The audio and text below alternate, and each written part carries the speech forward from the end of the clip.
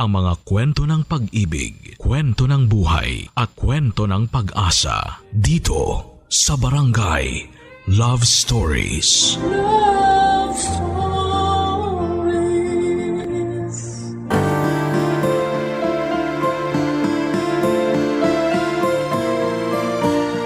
Hindi madaling panindigan ng pagsasama habang buhay ng mag-asawa. Maraming pagsubok ang dumarating na siyang nagiging balakid sa pagsasama nila hanggang sa pagtanda. Ikaw, kabarangay, nakikita mo ba ang karelasyon mo ngayon na makakasama mo sa panghabang buhay? Dear Papa Dudut, ako nga pala si Belinda, 50 years old, at ang kwentong ibabahagi ko sa inyo ay tungkol sa asawa kong si Owen. Kaedad ko lamang siya. Meron kaming 15 anyos na dalagita, si Mira. Sa kanilang dalawa umikot ang mundo ko. Lahat ay handa kong gawin para sa kanila. Hindi naman sa pagmamayabang, pero mabuti akong asawa at nanay, Papa Dudut. Hindi ako pabaya, sigurado ako doon.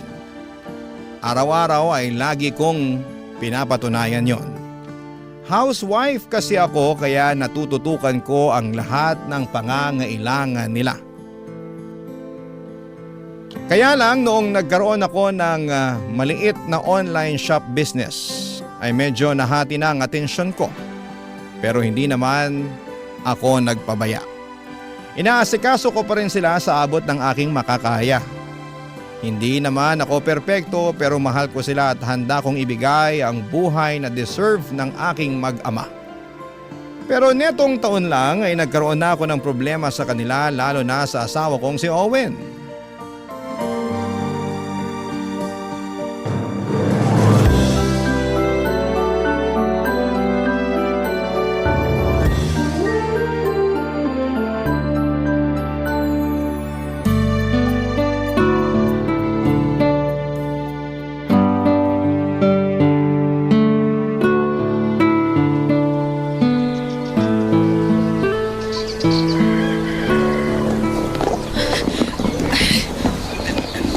Mira, pakiabot naman yung takip ng baonan mo.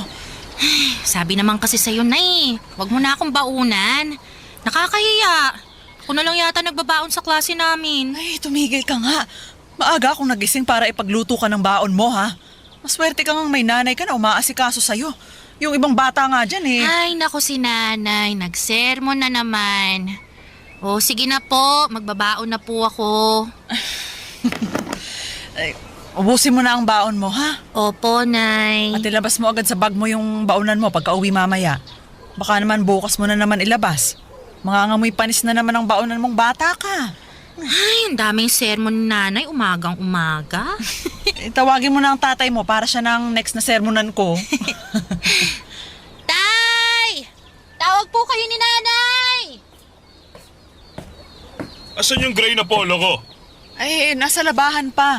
Hindi ako nakapaglaba kasi. Ano ba naman yan, Belinda? Di ba nga ang bilin ko na sa'yo, laban mo na yun? May pictorial kami mamaya para sa kumpanya namin eh. Marami ka pa namang matinong polo sa cabinet. Hahanapan Wag na! Hindi mo naman kailangang sumigaw, Owen. Nandito lang ako sa harapan mo. Magkalapit lang tayo. Eh nakakainis ka kasi. Hinaan mo nga yung boses mo. Maririnig ka ni Mira. Wala akong pakialam. Galit ako ngayon. Oh, ito na ang baon mo. Ayoko magbaon. Ito naman. Magaya ka na kay Mira na nag-iinarte sa baon Kunin mo na. Mas masarap naman tong luto ko kaysa doon sa kantin nyo sa opisina. Eh masyadong mamantika ang mga luto mo kumpara sa kantin namin eh. Grabe ka namang magsalita, ha? Dahan-dahan naman sa panlalait sa luto ko. Asawa ko pa rin ako. Bakit? Nilait mo rin naman ang kantin namin ah. Eh di mas importante sa'yo ang kantin nyo kaysa tong nararamdaman ng asawa mo. Masyado ka kasing sensitibo. Asa na ba yung Mira na yon para makaalis na kami? Mira! Mira! Tara na! Malilate na ako!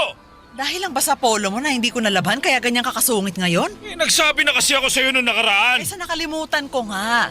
Nag-general cleaning ako nung isang araw. Nag-general cleaning? Nagbababad ka na naman dyan sa negosyo mong hindi naman pumapaldo. Bawiin mo yung sinabi mo. Ba't ko babawiin? Eh, totoo naman. Mira, ano ba? Dalihan mo! Malilate na ako eh! Papunta na po, Magpasalamat ka, ayokong masira ang araw ko. Hindi ko papatulan ang pagsusungit mo sa akin. Pero mag-uusap tayo mamaya. Wala tayong dapat pag-usapan. Labhan mo na lang ang mga damit ko kaysa sayakin mo ang oras mo dyan sa negosyo mo. Mira, ano ba? Nandiyan na po, Tay! Hindi ko maintindihan kung bakit gano'n na lamang ang galit sa akin ni Owen. Para lang sa polo ay nasaktan na niya bigla ang feelings ko. Nang makaalis silang mag-ama ay napaiyak na lamang ako. Hindi ko alam kung mababaw lang ba ang luha ko ng mga oras na yon o sadyang pagod na talaga ako. Nanliit pa ako lalo sa sinabi niya tungkol sa negosyo ko. Oo, at hindi naman kalakihan ang kinikita ko roon. Pero masaya akong may sarili akong pinagkakakitaan. Mula kasi noong naging mag-asawa kami ni Owen ay iniwan ko na ang karir ko. Nabuntis na rin kasi ako bago kami ikasal. Kumbaga ay kinasal kami ng biglaan. Nagliligawan pa lamang kami noon at hindi pa ganon ka-invested sa akin si Owen. Kaya lang ay nabuntis niya ako ng maaga. Muntikan na nga niya akong takasan. Kung hindi lang siya tinakot ng pamilya ko ay hindi siya papayag na magpakasal sa akin. Sa pagsasama naming dalawa ay naramdaman ko naman na hindi siya nagpabaya. Kahit papaano ay nararamdaman ko naman na nag-improve ang pagmamahal niya para sa akin. Pero netong taon lang ang dami kong napansin sa kanya na kakaiba, Papa Dudut.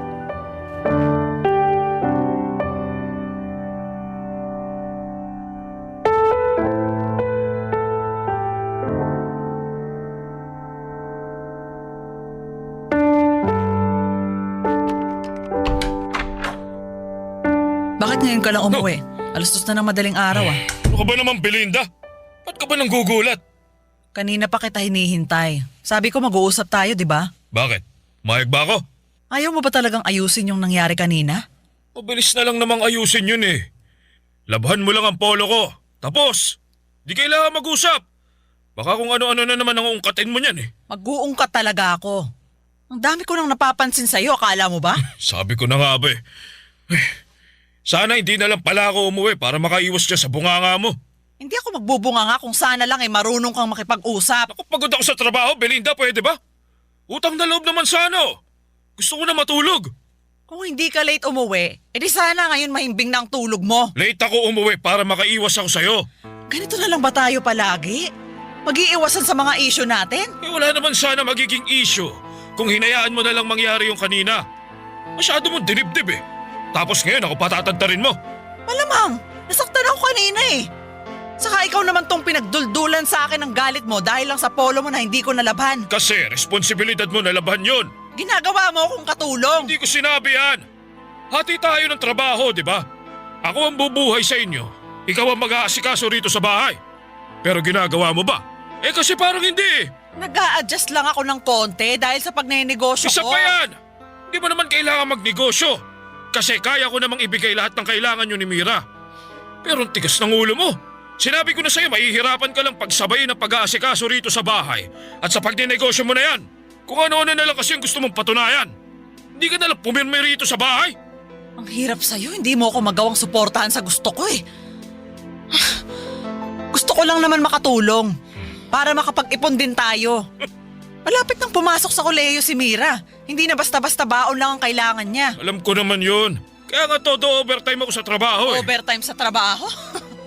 Oo, bakit? Gagawin mo na naman bang issue yan, ha? Tumawag ako sa isa sa mga kaopisina mo. Hindi ka naman daw nag-o-overtime. Maaga ka pa nga raw umuwi eh. Eh di saan ka galing sa tuwing late ka umuwi, ha? Ewan ko sa'yo. Matutulog na ako. Sabihin mo sa akin. Kung meron man ako sasabihin sa'yo Ano? Ano? na hindi ko pa rin mapatawad ang pamilya mo sa pamimilit sa akin na ipakasal sa'yo. Hindi ako nakapagsalita sa huling mga sinabi ni Owen, Papa Dudut. Bakit bigla niyang sinumbat ang pagpapakasal namin noon? Mahigit 15 years na yon. At sa loob ng mga taong yon ay hindi na namin napag-usapan ang tungkol sa pamimilit ng pamilya ko na ipakasal kami. Bakit ngayon niya lamang yon sinusumbat? Maayos naman kami at halos wala ngang naging away for the past 15 years. Hindi kasing passionate ng ibang relasyon namin dahil sanay naman ako sa pagiging cold at distant ni Owen. Pero kontento ako sa relasyon namin.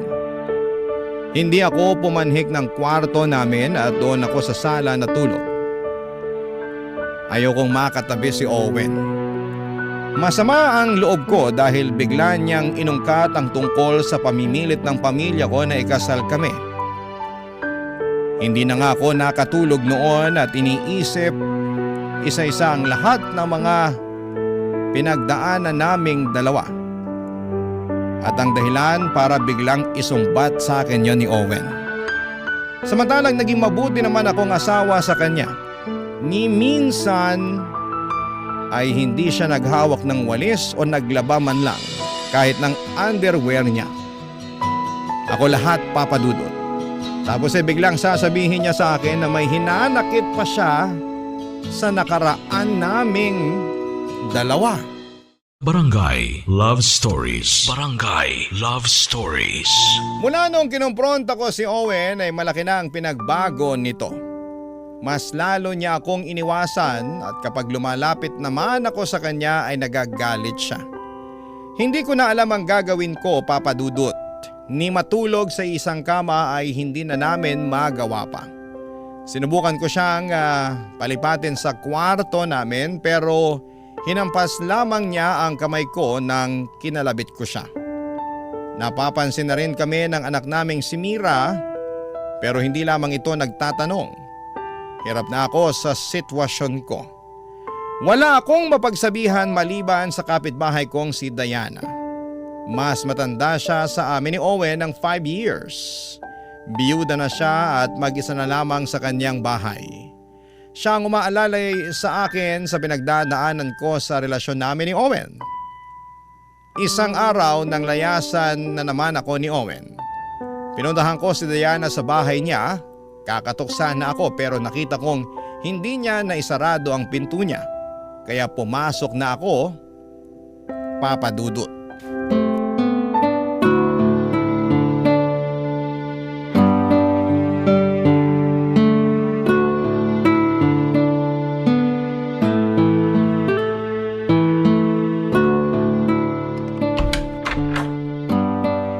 Diana?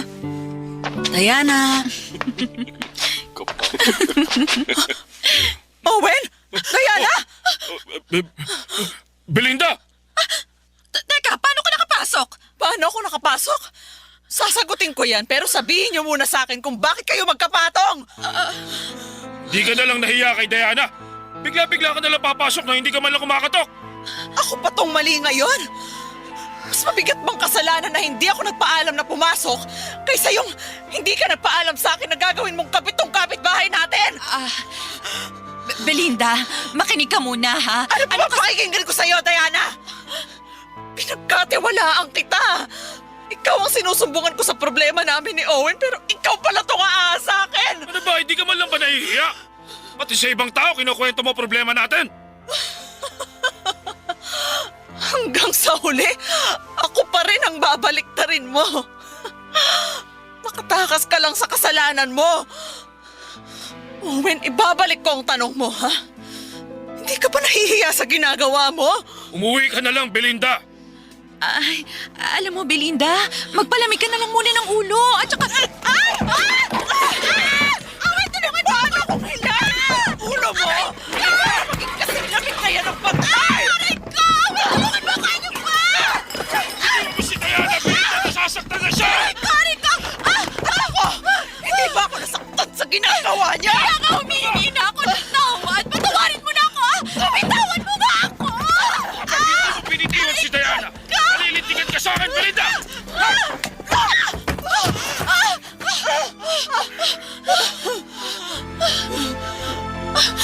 Owen, bakit mo naman sinampal si Belinda? Belinda, ayos ka lang ba? Huwag mo akong hawakan! Huwag mo na kasing tulungan yung babaeng yan, Diana. Napaka-arte. Owen naman! Bakit? Bakit niya ito nagawa sa akin? Umuwi ka na! Hindi ako uuwi hanggat hindi mo pinapaliwanag sa akin kung bakit kapitbahay pa natin ang ginawa mong kabit. Wala kang makukuhang sagot sa akin. Kaya umuwi ka na, Belinda! Kung hindi mo pa kayang ibigay ang sagot, sige, ayos lang.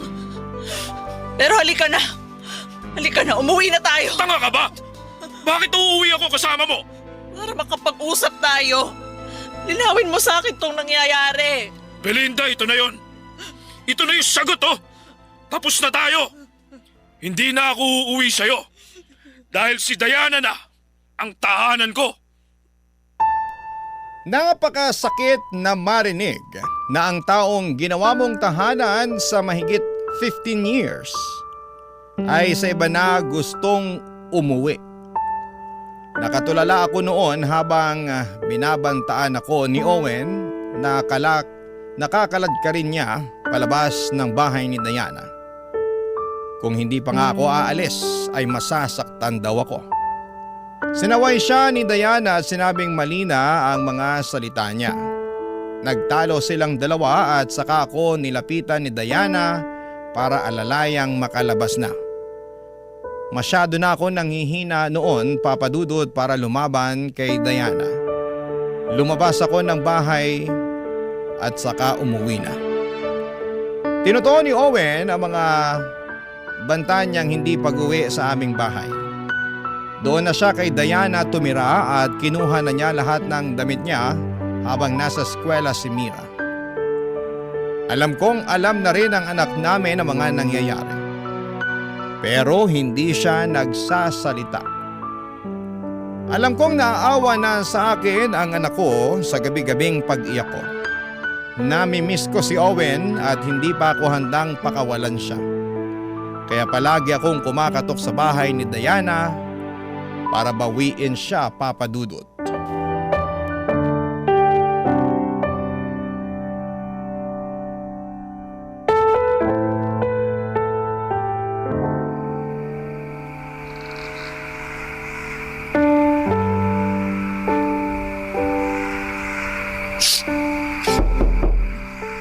Owen? Owen, pabukas naman ang pinto. Diana, pagbuksan niyo naman ako. Belinda, this oras na ng gabi, anong ginagawa mo dito? Nasaan si Owen? Umuwi ka na. This oras na ng gabi, matulog ka na. Hindi. Hayaan mo akong makausap ng asawa ko. Ilabas mo siya. Belinda. Ang ginagawa mo rito, Belinda? Wala ka ba talagang pinipiling oras para mangistorbo, ha? Owen, mag-usap naman tayo. Yan ka na naman eh. Utang na loob, Belinda. Palayain mo na ako.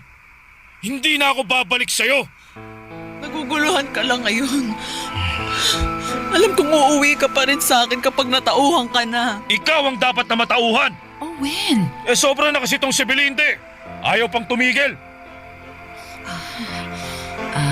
Belinda. Alanganin na kasi ang oras. Sige na, magpahinga ka na. Umuwi ka na muna. Hindi ako uuwi hanggang hindi ko kasama si Owen. Owen, halika na ha? Please, umuwi na tayo. Gusto na ulit kitang makatabi sa kama. Belinda naman. Maawa ka naman sa sarili mo. Huwag puro katangaan ng pinapairal mo. Hindi ako tanga. Ginagamit ko pa nga ang utak ko para sabihin sa'yo na kailangan ka ng anak mo, kaya ako nandito. Huwag mong gamitin si Mira para bumalik ako sa'yo. Sobra ka naman. Pati sarili mong anak gagamitin mo para manipulahin ako. Hindi man nagsasabi si Mira. Pero ramdam kong hinahanap ka niya. O bakit? Siya ba naghahanap sa akin o ikaw? Huwag mong idamay ang anak natin dito. Kasi wala siyang kinalaman kung bakit kita iniwan. Sige na naman na, Owen. Umuwi ka na sa amin ng anak mo. Hinihintay ka na ni Mira. Kakausapin ko si Mira bukas. Ipapaliwanag ko sa kanya ang sitwasyon natin. Huwag mong sabihin sa anak natin na iniwan mo ko. Kailangan nang maintindihan ni Mira na tapos na tayo. Huwag mo nang buhayin sa kasinungalingan si Mira. Tulad ng ginagawa mo sa sarili mo. Owen, tama na. Halika na sa loob. Belinda, bukas ka na lang bumalik ha. Kapag may araw na. Natutulog na kasi kami. Ay! Aray ko! Hindi pa ako tapos sa'yo, Diana! Belinda! Talaga bang hindi ka matatapos sa pananakit mo kay Diana? Gusto mo bang basagin ko yung uso mo, ha? Owen. Babae pa rin si Belinda. Huwag mo naman siyang saktan.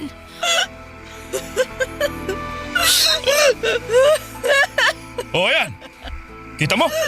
Nababaliw ka na. Belinda, halika na. Ihahatid na kita sa bahay mo. Huwag mo ako hawakan! Uuwi ka rin sa akin balang araw, Owen. Hindi ako mapapagod na kumatok at magsumamo. Alam kong babalik ka rin sa akin. Sige lang. Mag-ilusyon ka pa kung yan ang magpapasaya sa'yo.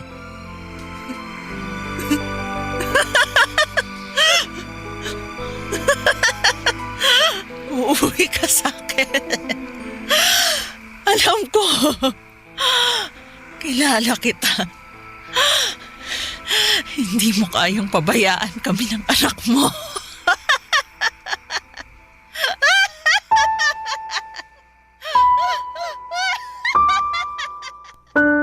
Natatakot na si Diana sa pagtawa ko noon, Papa Dudut. Nakita ko rin sa mga mata niya na nakokonsensya na siya. Tinulak na ako ni Owen palayo sa pintuan nila at saka padabog na sinarado yon. Umiiyak, tumatawa, umiiyak habang nakaupo sa labas ng pintuan ni Diana. Ito lang ang aking ginagawa. Hindi ko na maintindihan ang nararamdaman ko, halo-halo na ang pait at gigil. Humahalo na rin ang kagustuhan kong gumanti. Hindi pa rin talaga mag-sink in sa akin ang pag-iwan ni Owen, Papa Dudut. At mas lalo na akong nasasaktan sa ginawang pakikiapid ni Diana. Bakit si Diana pa? Kaibigan ko siya at pinagkakatiwalaan. Ang tagal na naming magkakilala, buhay pa ang asawa niya noong naging magkaibigan kami. Ako rin ang sumaklolo sa kanya noong time na nagkasakit ang asawa niya, Papa Dudut, hanggang sa namatay na ito. Ako ang takbuhan niya noong nagluluksa na siya sa yumaon niyang asawa. Pero bakit ngayon siya ang dahilan kung bakit ako nagluluksa? At wala siya roon para ako naman ang saklolohan niya. Bagkos, si Diana pa naging dahilan ng labis kong pagdurusa, Papa Dudut. Barangay Love Stories. Barangay Love Stories.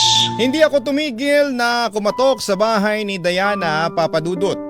Sa tuwing nakakaramdam ako ng lungkot, pumupunta pa rin ako sa bahay niya para pakiusapan na iharap sa akin si Owen. Kailangan ko siyang mabawi, Papa Dudut. Kahit gano'n na kasi ang nangyayari, mahal ko pa rin siya. Hindi ko alam ang gagawin kapag tuluyan na siyang mawala sa akin. Hindi na ako makapag-focus sa maliit kong negosyo. Pakiramdam ko ay binagsakan ako ng langit at lupa. Hindi sinasagot ni Owen ang tawag ko at blinak na rin niya ako sa Facebook niya. Nagbibigay pa rin siya ng sustento para kay Mira. Inaabot na lamang niya yon sa anak namin. Ayaw na niya akong harapin pa. Mabuti na lamang at hindi mapagtanong si Mira sa akin tungkol sa nangyayari sa amin ng tatay niya. Baka hindi ko makayanan. Baka mapaiyak na lamang ako at hindi ko kayang makita yon ng anak ko, Papa Dudut.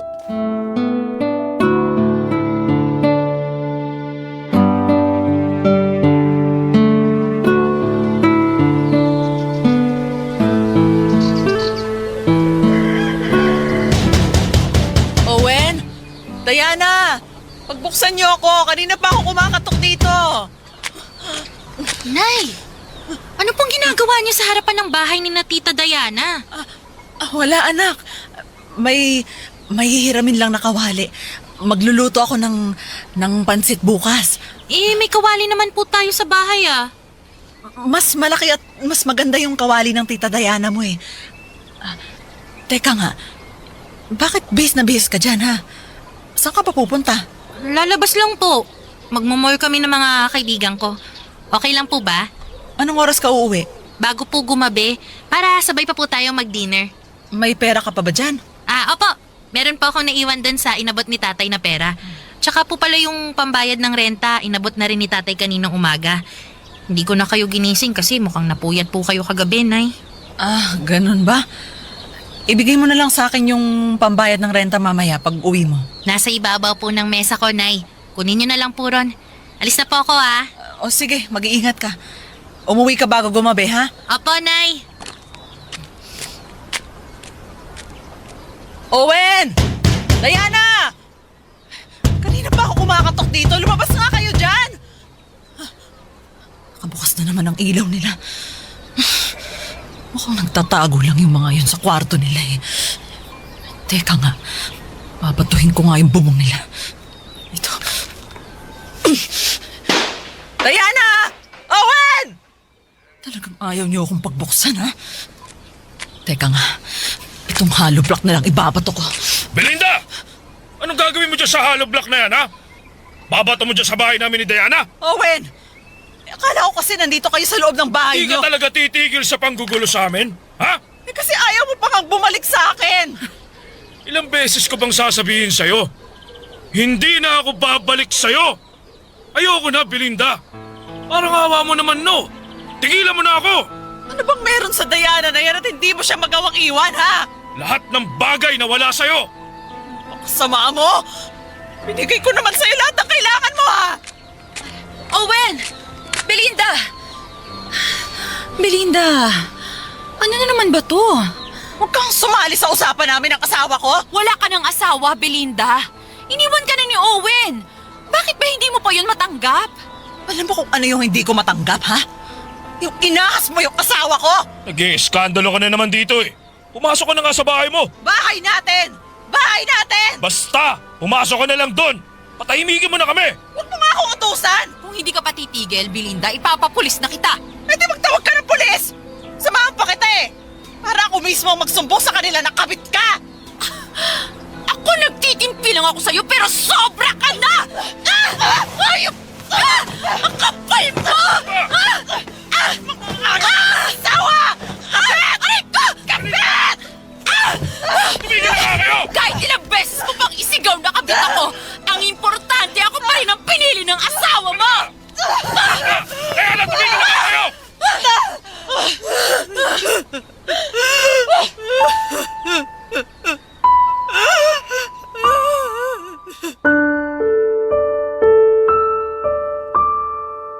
Napuno na si Diana sa akin, Papa Dudut.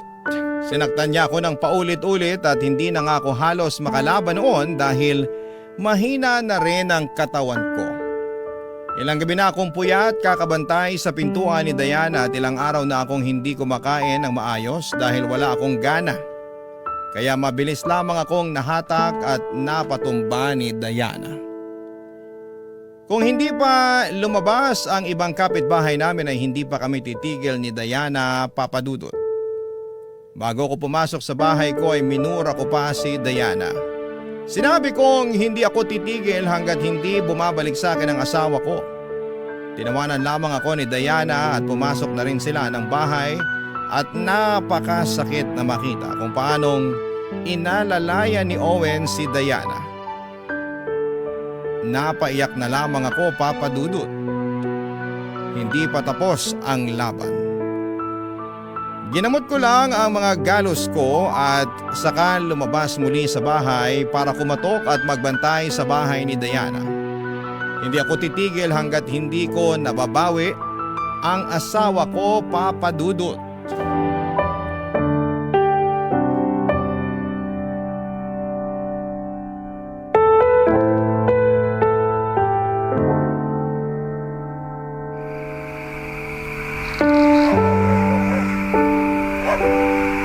Nay?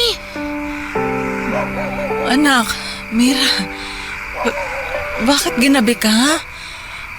Sabi mo sa akin, uuwi ka bago gumabi. Napasarap po ng kwentuhan, Nay. Sorry po, Hindi na rin namin namalayan yung oras eh. Tapos, naipit pa sa traffic.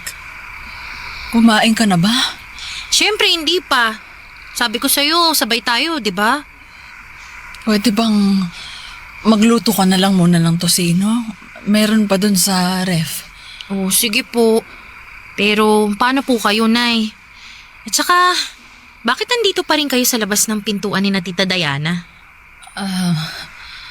Hindi pa kasi, hindi pa lumalabas si Diana. Hindi ko tuloy mahiram yung kawali niya. Sige na anak, pumasok ka na sa bahay para... Teka, Nay. Ano to? Bakit puro galos po kayo? Wala to anak, nadapa lang ako kanina. Nay, ilang beses na po akong nadapa. Tuhod ko lang po yung nagasgasan. Bakit po yung sa inyo buong katawan na? Alam mo naman ang nanay mo, mahina.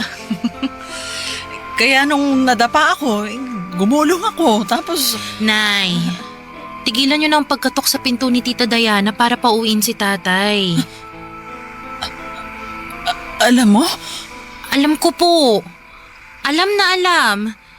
Hindi lang ako nagsasalita pero alam kong pabalik-balik kayo rito para lang makipagbalikan kay tatay. anak, kailangang matauhan ng tatay mo para umuwi na siya sa atin. Diana! Owen! Lumabas kayo dyan! Pagbuksan niyo ako kung ayaw yung sirain ko yung pintuan niyo! Nay! Nay, tama na please. Nakakahiya na to. Huwag mo akong pigilan, Mira! Ginagawa ko to para sa'yo!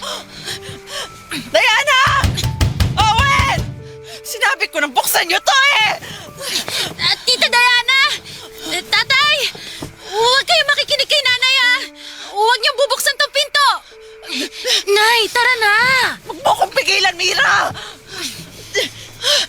Sige, Nay. Ubusin mo lang ang lakas mo. Mapapagod ka rin. Tandaan niyo, mas bata ako sa inyo. Mas malakas pa ako sa inyo. Owen! Diana!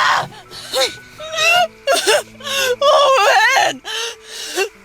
Diana, parang awan niyo na. Pagbuksan niyo ako ng pinto. Nay. Tama na. Please. Hindi mo ako naiintindihan. Kailangan nating pabalikin ang tatay mo sa atin. Dapat sa bahay natin siya uuwi, hindi kay Diana. Hayaan mo na akong atake ng tatay mo, ha? Para rin naman to sa'yo, anak eh. Nay. Para po ba sa akin o para sa inyo? Kasi sa akin okay lang naman kahit wala si tatay. Natanggap ko naman po. Kaysa palagi kayong nag-aaway. Mas okay na sa akin yung ganito, Nay. Hindi mo ba gustong makasama ulit sa bahay ang tatay mo? Nakakasama ko pa rin naman po si tatay. Binibigay pa rin niya ang kailangan natin. Nagsusustento pa rin naman siya. Pero Nay, ayaw niya na sa'yo eh. Yun na lang pong tanggapin niyo. Nay, ako po kasi yung nahihirapan. Pag naririnig po kitang sinisigawan ni tatay kasi nangungulit ka na naman sa kanila. Ako po yung nahihiya para sa inyo. Anak, pag matanda ka na, maiintindihan mo rin ako kung bakit. Kung bakit gusto ko pa rin mahalin at makasama yung tatay mo. Nay, pag matanda na ako, sisiguraduhin kong hindi ko ipipilit ang sarili ko sa taong hindi naman ako gusto. Ang huling sinabi ni Mira ang siyang naging mitya ng lahat ng kamarteran ko, Papa Dudut. Tama siya at ayokong makita si Mira na nagmamakaawa sa lalaking mamahalin niya balang araw. Hindi yon mangyayari kung ngayon pa lamang ay makita na niya ang kanyang nanay na hindi ibinababa ang dangal at sarili para tanggapin ng isang lalaki. Tumitig ako sa pintuan ni Diana. Sa unang pagkakataon ay nawala na ako ng ganang katukin yon. Inabot ni Mira ang kanyang kamay para akayin na ako papasok sa aming pintuan. Nilahad ko ang aking kamay. Magkakahawa kamay kaming pumasok sa aming bahay. Mula noon ay hindi na ako kumatok pa sa bahay ni Diana. Sa ngayon ay inaasikaso namin ang paglilipat bahay ni Mira. Mas mabuting magpakalayo-layo kami kay Owen para makalimot na ako. Hanggat nasa malapit lamang siya at nasa katabing pintuan lang ay alam kong may chance na muli akong matukso na kumatok. Kaya bago pa ako umabot doon ay mas mabuti pang humanap na ako ng bagong tahanan na merong bagong pintuang papasukan. Bagong simula, bagong buhay. Maraming salamat po sa lahat ng mga nakinig sa aking kwento. Naway sana may napulot po kayong aral sa aking liham, ang inyong kapuso at kabarangay, Belinda. Uy, kabarangay! Agree ka ba sa ending ng ating barangay love stories na ito? I-share mo na ang feelings mo sa ating comment section.